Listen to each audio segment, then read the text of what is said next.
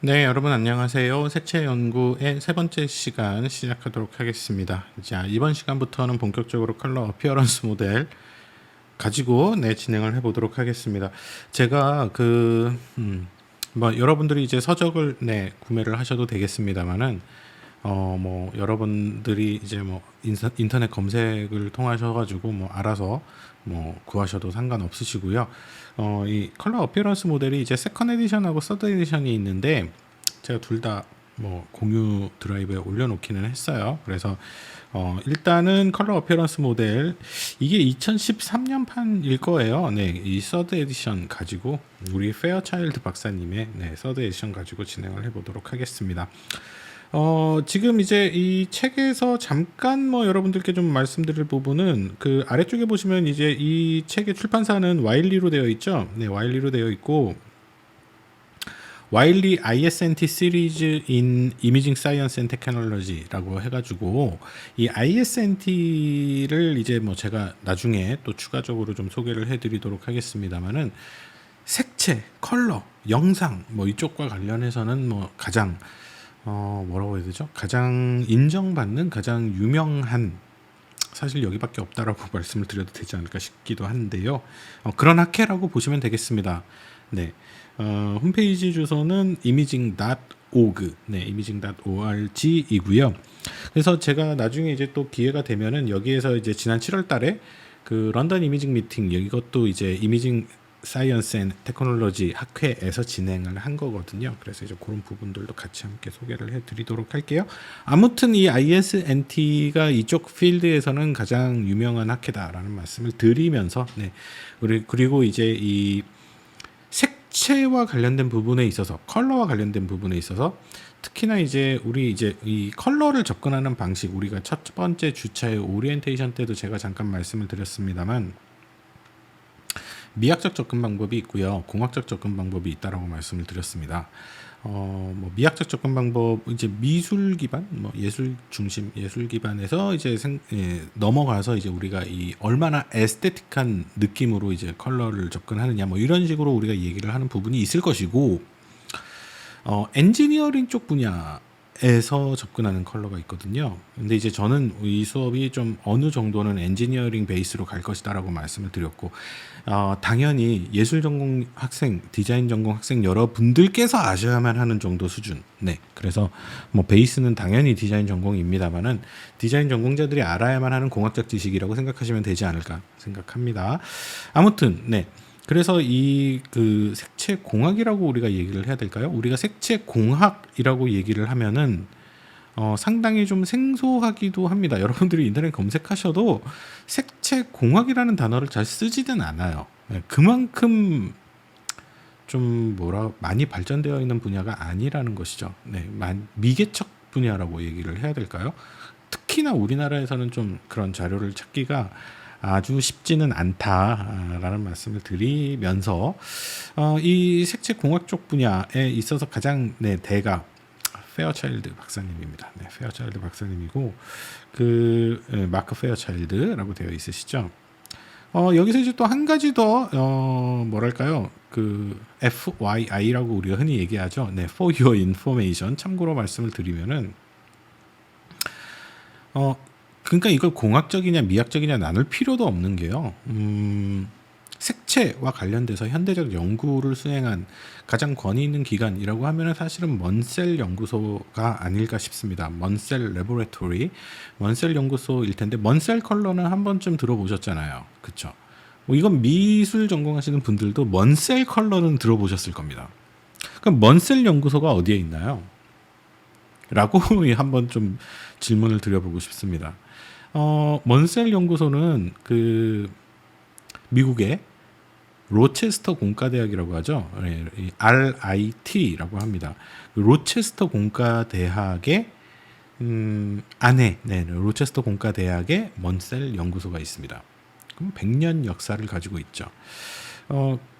이 페어차일드 박사님도 거기에 계신 분이세요. 먼셀 연구소에 계신 분이다라고 말씀드리면서 그래서 사실은 과학적인 컬러, 과학적인 접근, 우리 이제 이 학술적 접근을 하기 위해서는 사실 먼셀 연구소도 알아야 되고, 이 컬러에 대해서는 거의 뭐 독보적인 위치를 차지하고 있는 것은 RIT 로체스터 공과대학이다라고 보시면 되겠고, 그렇다면 왜 로체스터 공과대학이 컬러에 대해서 이렇게나 특히나 이제 색채 공학 내지는 이 컬러 엔지니어링과 관련해서 이렇게나 우리가 뭐 흔히 뭐 유명한 대학이라고 하면 뭐 하버드도 있을 것이고 뭐 아이비리그 대학들 많을 텐데 뜬금없이 처음 들어보시는 분들도 많으실 겁니다.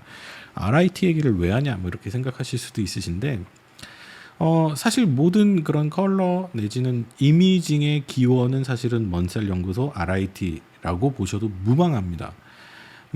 사진 전공하신 분들은 사진의 역사에 대해서 이제 배우시게 되겠습니다만은, 사진의 역사를 얘기를 할 때 그 사진이 대중화되고 뭐 유리 건판에 뭐 사진을 이렇게 해서 뭐 은염 사진 뭐 있잖아요. 쭉 히스토리컬하게 이제 쭉 있는데, 그 사진이 대중화된 게 1900년대 초반에 그 코닥에서부터 시작이 됐거든요. 이스트먼 코닥이라고, 뭐 요즘 분들은 코닥에 대해서 모르실 수도 있겠습니다만은 과거 뭐 한 2, 30년 라떼는 얘기하는 것 같아서 죄송한데 2, 30년 전만 하더라도 코닥이 글로벌 탑 10 회사이었습니다. 네, 그 회사의 사이즈로만 해도 뭐 여러분들이 흔히 알고 계시는 IBM, 뭐 인텔 이런 회사랑 자웅을 겨룰 정도의 아주 큰 사이즈의 회사였고, 이미징 기업으로는 거의 끝판왕 내지는 가장 큰 규모의 회사였는데 지금은 망했죠. 네, 지금은 망했는데,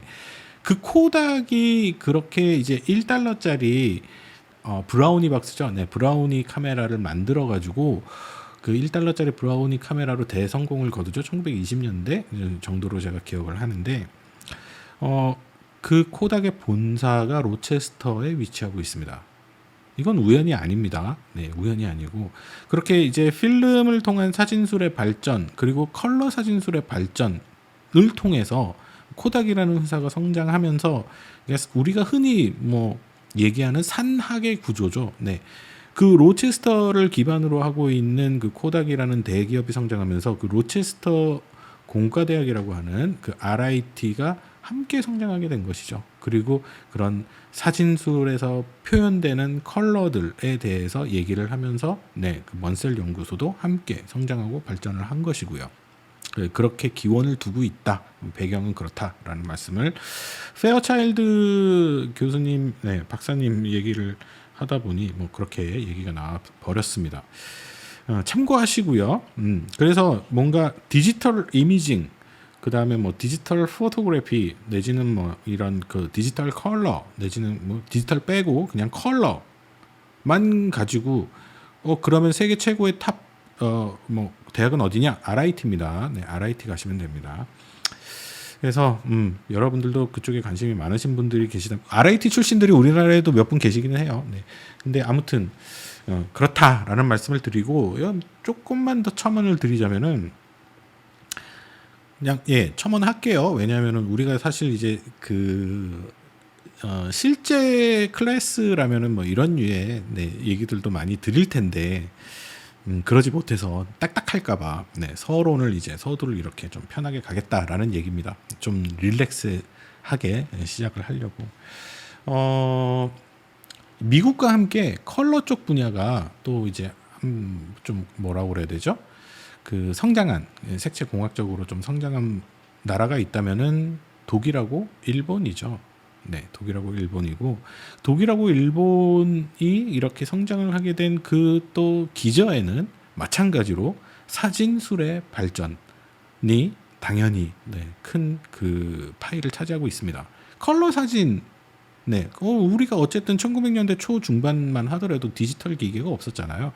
컬러를 표현하기 위해서, 특히나 이 리얼리스틱한 컬러를 표현하기 위해서 과거에는 뭐 우리 이 다큐멘터리 세계 비밀에서 이제 뭐 페인팅을 통해서 이제 뭐 이런 컬러를 표현을 했다면은, 그런 실제 컬러, 우리 눈으로 볼 수 있는, 우리 지난 시간에 배웠던 가시광 컬러를 표현하기 위해서 기술적으로 접근했던 건 사진이잖아요. 그 다음에 이제 뭐 영상도 있겠고, 사진을 베이스로 해가지고 사진이 움직이면 무빙 픽처가 되잖아요. 그러면은 이제 그게 영화잖아요.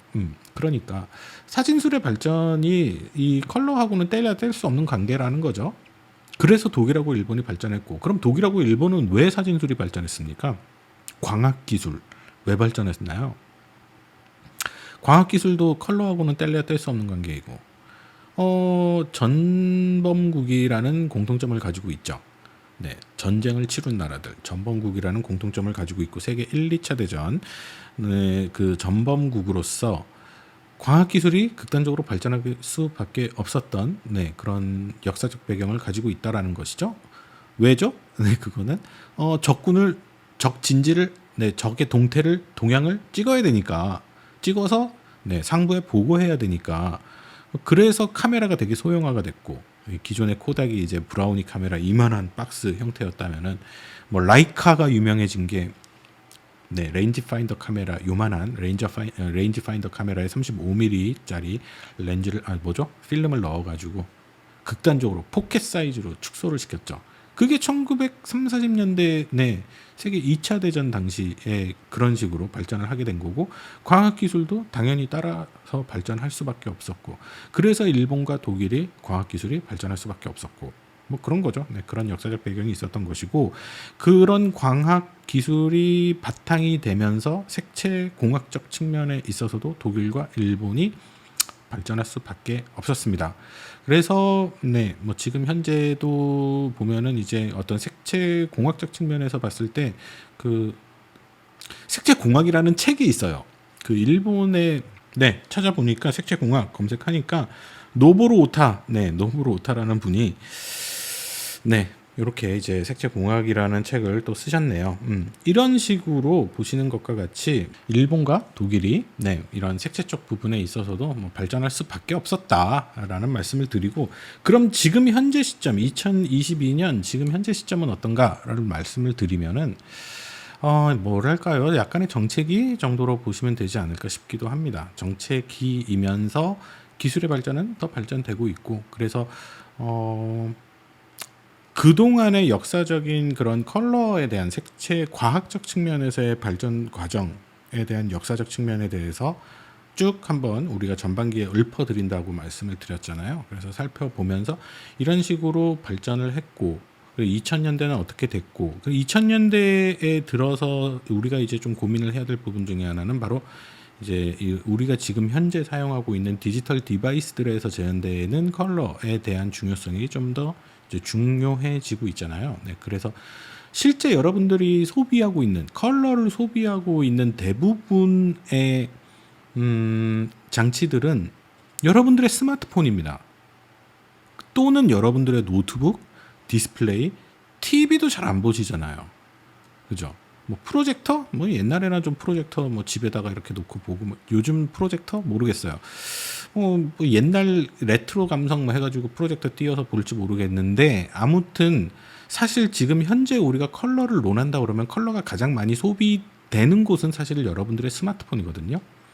디스플레이의 컬러가 정말 중요하다라는 거죠. 네, 그래서 그런 부분들에 이르기까지 우리가 지금 2022년 시점 이 지점까지 해서 한번 쭉 읊어드리는 것이 저희 과목의 목표다라고 말씀을 드리면서, 뭐 가장 최신 트렌드와 최신 어떤 그 기술들에 대한 소개를 하면서 심지어 인공지능까지 말씀을 드릴 거예요. 네, 인공지능은 도대체 컬러에 또 어떤 영향을 주는지 알고 가시면은 네, 좋지 않을까 라고 생각합니다. 특히나 디자인 전공 하시는 분들은 알고 가실 필요가 있다. 안 그러면은 나중에 필드 현장에 가셔가지고 힘들다 라는 말씀을 드리면서 네, 갑시다. 네, 서론이 길었습니다. 컬러 어피어런스 모델 갑니다. 네, 컬러 어피어런스 모델 쭉 가보시면은요 나오네요. 네, 마크 디 페어차일드 로체스터 인스티튜트 오브 테크놀로지, RIT라고 합니다. 네, 로체스터 공과대학이고요. 자, 2013년판 기준으로 해서 자 한번 보도록 하겠습니다. 일단은 제일 첫 번째 장 컨텐츠 쪽 보시면 제일 첫 번째 장에 휴먼 컬러 비전이 나옵니다. 네, 우리의 눈입니다. 눈부터 가겠습니다. 우리 3주차, 네, 3주차 이번 시간에는 여러분들의 눈, 우리의 눈, 저의 눈, 눈을 가지고 얘기를 하도록 하겠습니다. 눈을 얘기해야 됩니다. 눈을 얘기 안 하면 컬러라는 것은 존재하지 않기 때문이지요. 그쵸? 네, 그렇기 때문에 눈에 대해서 말씀을 드리고, 책을 좀 더 살펴볼까요? 좀 어떤 식으로 진행되고 있는지. 그 다음에 두 번째 챕터에 보시면은 이제 사이코피직스가 나옵니다. 네. 아이고, 정신물리학입니다. 예, 정신물리학이라고 흔히가 얘기합니다.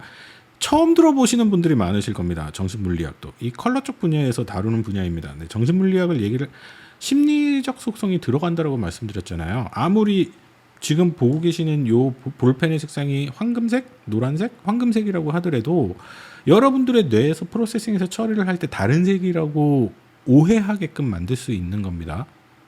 그래서 이제 요게 문제가 돼서 그런 거 있었잖아요. 흰색 드레스에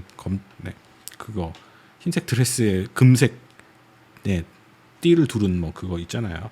그 다음에 이제 측색학이라고 불리우는 컬러리메트리. 측색학이라는 게 뭐냐면 3장에 보이시는 컬러리메트리는 그 빛 그리고 컬러 있죠? 컬러 쪽 부분을 수치화해야 됩니다. 정량화해야 됩니다. 그래야 다룰 수가 있거든요. 무슨 얘기냐면은 그냥 우리가 그 예술적으로 접근을 한다, 미학적으로 접근한다 그러면은 뭐 예를 들면 노란색, 센 노란, 뭐 연한 노랑, 좀 깊은 노랑, 뭐 이런 식으로 우리가 형용사적으로 컬러를 표현을 하잖아요. 근데 그 어마운트가 어느 정도냐는 거죠. 라는 것을 얘기를 할 때, 뭐 예를 들면 채도가 어느 정도냐, 밝기는 어느 정도냐, 뭐 이런 식이죠. 휴는 어느 정도냐, 뭐 이런 식으로 우리가 정량화해서 컬러를 얘기를 해야 색채 공학적으로 접근해서 들어갈 수 있고 컨트롤을 할 수 있고 모디파잉 할 수 있고 통제할 수 있다는 얘기죠. 그렇기 때문에 색의 정량화가 필요합니다. 근데 여러분들은 이미 색의 정량화가 뭔지 알고 계세요. 모르시는 분들은 없으세요. 예를 들면은 RGB 255, 255, 255는 뭐죠? 흰색입니다. RGB 빵빵빵은요? 검정색입니다. 그러면 RGB 255 빵빵은요? 적색입니다. 다들 알고 계세요. 이게 정량화입니다. 색의 수치화 또는 뭐 색의 모델링이라고 얘기를 하죠. 컬러 어피어런스 모델이 그거 하는 겁니다. 근데 어떻게 하냐는 겁니다. 정량화를 어떻게 하냐는 겁니다. 그게 중요하죠. 왜냐? 사실 255 빵빵이 적색이 아닐 수도 있어요. 그리고 그게 도대체 255 빵빵이라는 것이 무엇에 근거했냐는 거죠. 사실 우리는 이 255 빵빵에는 정말 많은 것들이 감춰져 있습니다. 예를 들면 이런 거예요. 여러분들이 차를 타고 가세요. 60으로 가고 계세요. 자, 60으로 간다라고 제가 말씀을 드렸는데 여기엔 많은 정보들이 생략되어 있죠. 어떤 게 빠져 있죠? 60km per hour 시속 60km라는 게 빠져 있어도 우리는 얘기를 할 수 있죠. 올림픽대로를 차를 타고 운전을 하는데 60 정도로 갔어. 이러면은 알아듣잖아요. 예, 알아는 들으시는데 거기에는 많은 정보가 빠져 있죠. 그게 킬로미터일 수도 있고요. 마일일 수도 있고요. 미터일 수도 있고요. 그쵸? 이 정보들이 빠져 있다는 겁니다. 우리가 RGB를 255 빵빵이라고 얘기하는 거는 그러한 정보들이 빠져 있습니다. 일단 첫 번째, 어떤 색 공간을 기준으로 했느냐? sRGB라는 색 공간을 기준으로 255 빵빵이냐?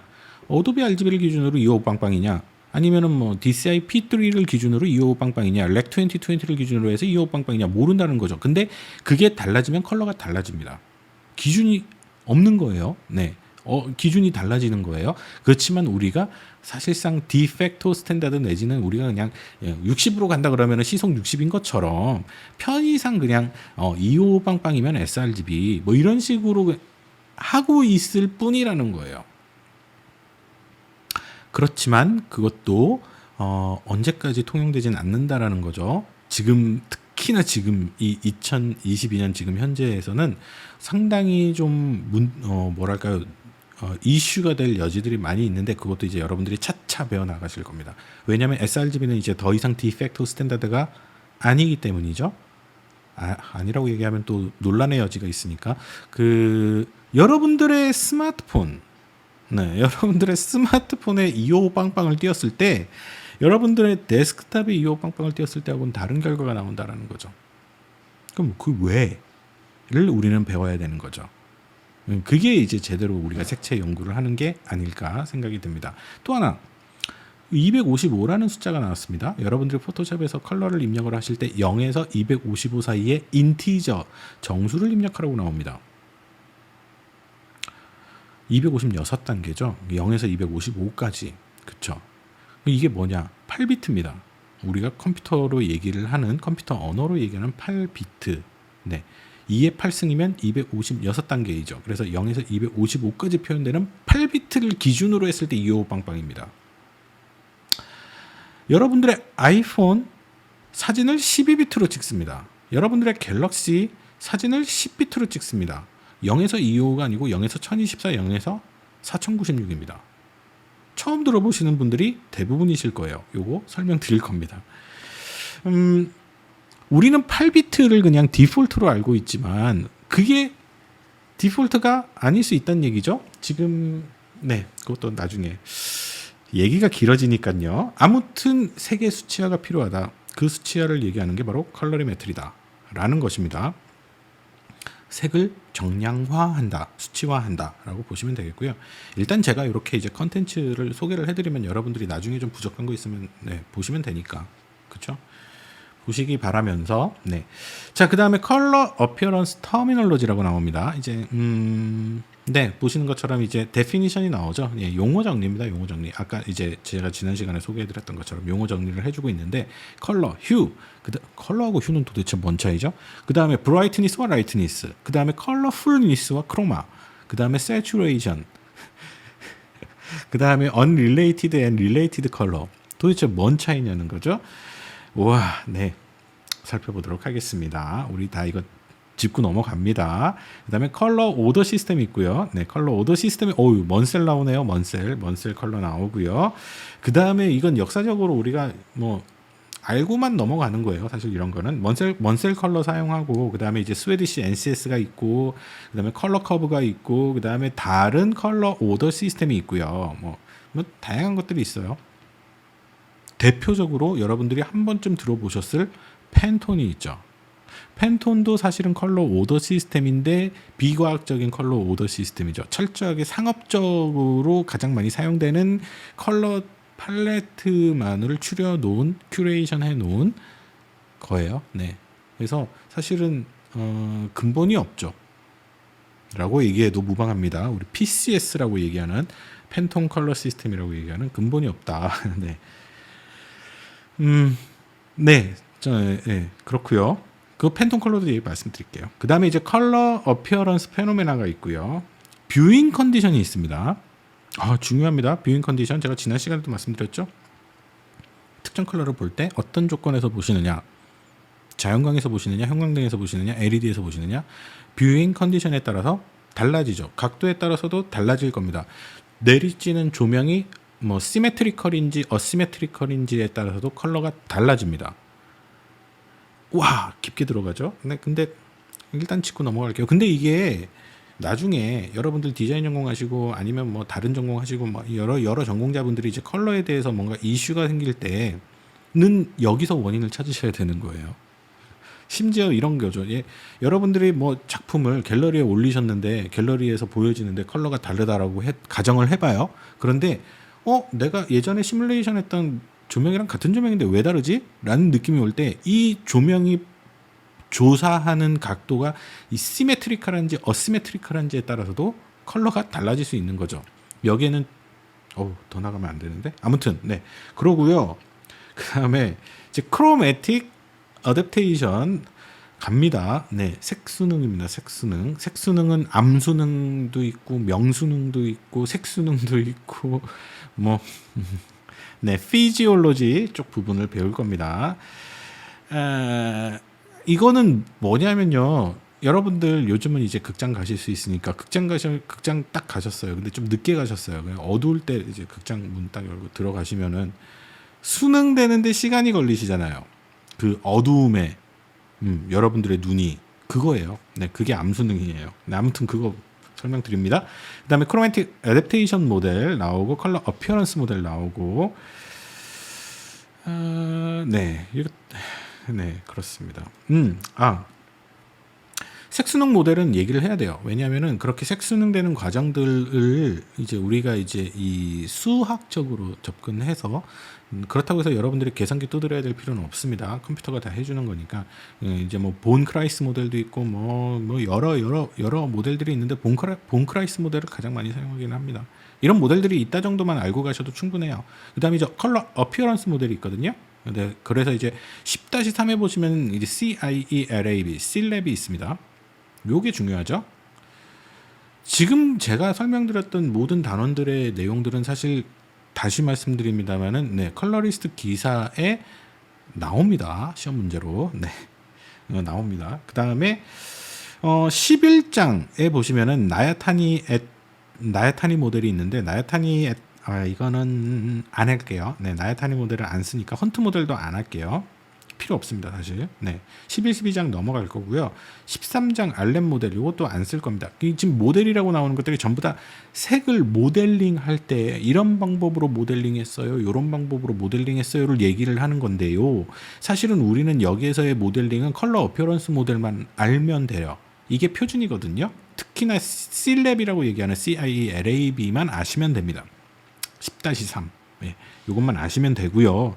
그 다음에 나오는 아이들은 역사적으로 봤을 때 뭐 나야타니 모델도 있었고 이제 헌트 모델도 있었고 알렘 모델도 있었고 그 다음에 이제 아더 모델 뭐 이런 모델들이 있었다라고 역사적 배경을 소개해 주는 것이기 때문에 생략해도 전혀 문제 없으세요. 그 다음에 15장이 나오죠. CIE 컬러 어피어런스 모델이 나옵니다. 97년도 이제 가장 최신 신상입니다. 신상 모델. 그 다음에 신상 모델 나옵니다. CCAM-O2.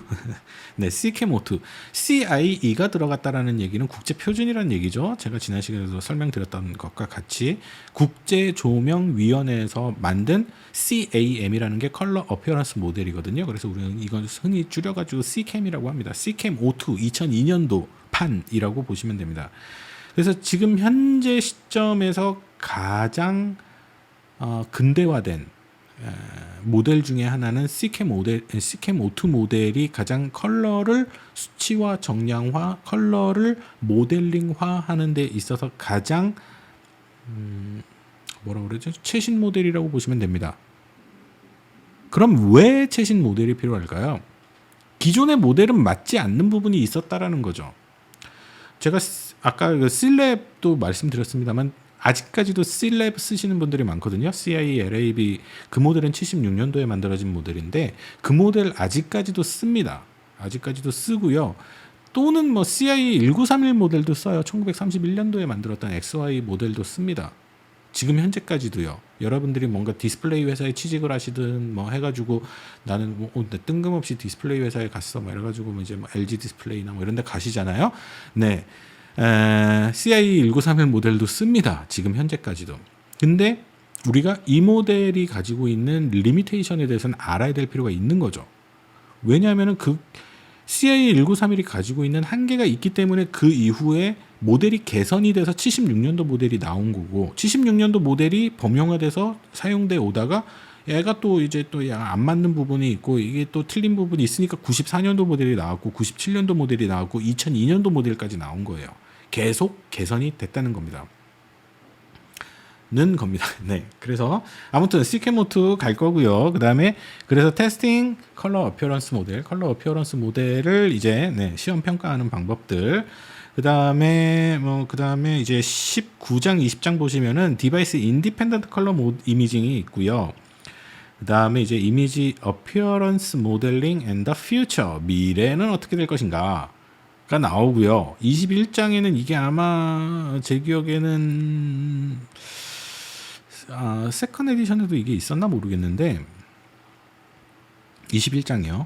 요게 이제 아마 최신판에 추가됐지 않았을까 싶어요. 아니 퍼스트 에디션에서는 제가 못 본 것 같은데 아무튼 이것도 좀 중요합니다.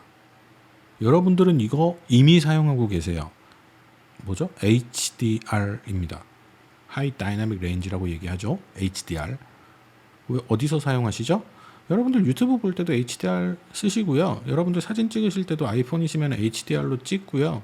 HDR 영상도 있잖아요. 뭐 HDR10도 있고 뭐 있잖아요. 네. 중요해요. 요즘 대부분의 디스플레이들 여러분들의 스마트폰을 포함해서 여러분들의 노트북, 뭐 올레드 노트북 나오고 뭐 이러면 HDR 하잖아요. 컬러에 있어서 HDR이 중요하거든요. 왜냐하면은 HDR 하이 다이나믹 레인지 뭐라고 해야 되지? 그 하이 다이나믹 레인지 상황에서의 보여지는 재현되는 컬러가 달라지거든요. 기존의 모델이 안 통해요. 예, 그래서 보면은 뭐 그래서 HDR3랩이라는 것도 나오고 뭐 등등 나옵니다. 아이고, 네, 그래서 요것도 합니다.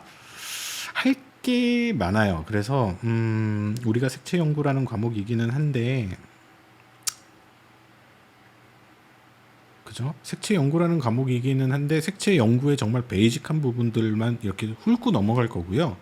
이 색채 연구 과목을 여러분들이 16주, 15주 수강하셨다고 해가지고 색채의 마스터가 되시는 건 아니다.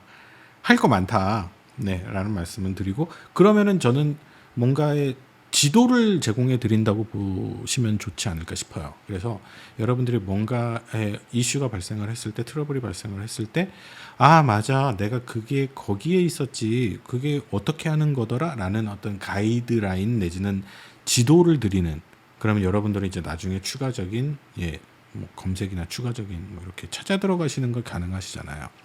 그래서 제가 하나하나 일일이 모든 것을 설명드리려면 사실은 뭔가 우리 저기 석박사 과정에서 뭔가 이렇게 일일이 다뤄야 되는 부분이기도 하고, 그쵸? 그렇습니다. 네, 그래서 네, 핵심만 짚고 넘어가겠다. 핵심만, 키워드만, 네, 키워드만 짚고 넘어가고, 그 키워드를 여러분들이 바탕으로 해서 여러분들이 구체적으로 쫓아 들어갈 수 있는 하나의 그 맵이 될 수 있도록 하겠다라는 말씀을 드리면서 본격적으로 가보도록 하겠습니다.